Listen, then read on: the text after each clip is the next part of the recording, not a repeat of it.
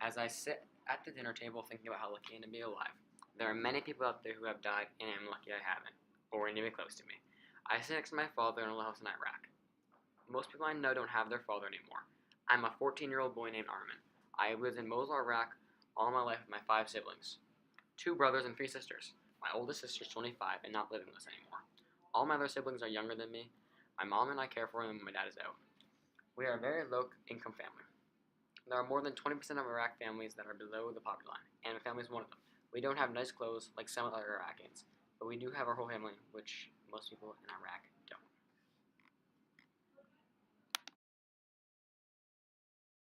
I jumped as I heard something go off outside. Before I knew it, my whole family wasn't eating anymore, and we were all silent. We heard the sound a second time and a third. It was a gunshot. We all got up silently and packed up our most precious possessions.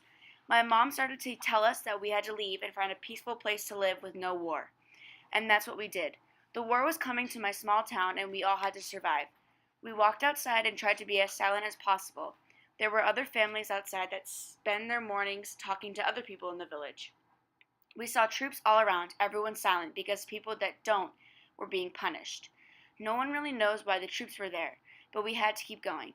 My family and I went out the back door of my house where we saw families running away. More and more gunshots were heard, and overhead there were planes dropping bombs.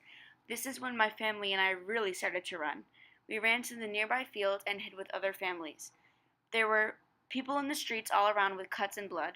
My youngest brother was crying, but my mother was trying hard to make him be quiet so we wouldn't be found. We started running and didn't even look back. We ran with many of the people from our town, still hearing gunshots from behind and screams all around. We heard people screaming that we would be running to the nearest refugee camp, but it would take days on end. More than 2 million people flee Iraq to neighboring countries to live in refugee camps, and I was going to become one of the 2 million. We walked next to another family. They had one kid, a girl named Zia, who was about a year older than me. We talked to each other as we walked, both glad to have a friend. We were all walking to a refugee camp in the north. It was a long journey that tired us all. The ground was a scorching desert, and there was no cover from the sun as we walked for days. My youngest siblings got tired easily, and we had to take turns helping them. When we finally got to the camp, it was difficult to get in. There were many people. We met some that had been there for years and believed they would never leave. I silently vowed to myself I would not give up hope. Our family stayed at the refugee camp for a few years. We had to adjust to the changes in food and other things. One day, a list was added of people that would be going to America. There was a crowd of people waiting to look at the list.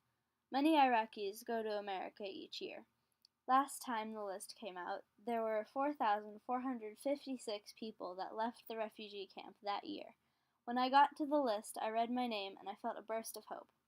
I was put down when I saw that none of my family would be coming as well. Luckily, my friend Zia was on the list. We had formed a strong friendship over the years, so it would be good to have each other on the trip. When I got to the plane, it was overwhelming. There were people saying words I didn't understand, new food that was way different from anything I'd ever eaten. When I got to the plane, it was overwhelming. There were people saying words I didn't understand, new food that was way different than anything I've ever eaten. When we landed, there was a person who translated everything for us and told us that there would be someone who was holding up our names on a piece of paper telling us where we would end up living. While we walked off, I saw people staring at me, whispering to others with this weird look on their face. I finally found out I was going to Boston. I had never heard of Boston because my parents weren't a wealthy family. We had money, but never enough to go on a trip and see the world. I walked over to my paper and stood there. We got into a car and drove to an apartment that the person taking care of us would pay for until we had jobs and could pay for it ourselves. It wasn't a really good place, but it was better than what we lived in Iraq. We all took a while to get used to being in America and speaking the language. Finding jobs was very difficult because we didn't fully understand and know the language. It took 4 weeks before we learned to have a really small conversation and failed at the first job interview because of my English. We all eventually found jobs, even with everyone calling us names and judging us for looking different and not being able to speak English perfectly. Almost all Iraqi refugees struggle with learning English and don't learn all of the English in their lifetime.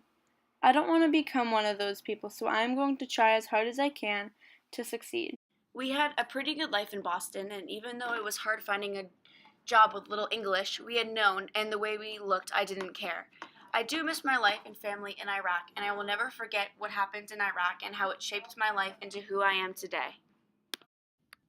You can help Iraqi refugees by donating to an organization that gives English classes to refugees from Iraq and other countries. Many Iraqis that move to America don't have a good education and don't know how to communicate in English. This will help the Iraqis communicate with Americans and live a better life. Everyone in America deserves good education no matter where they're from.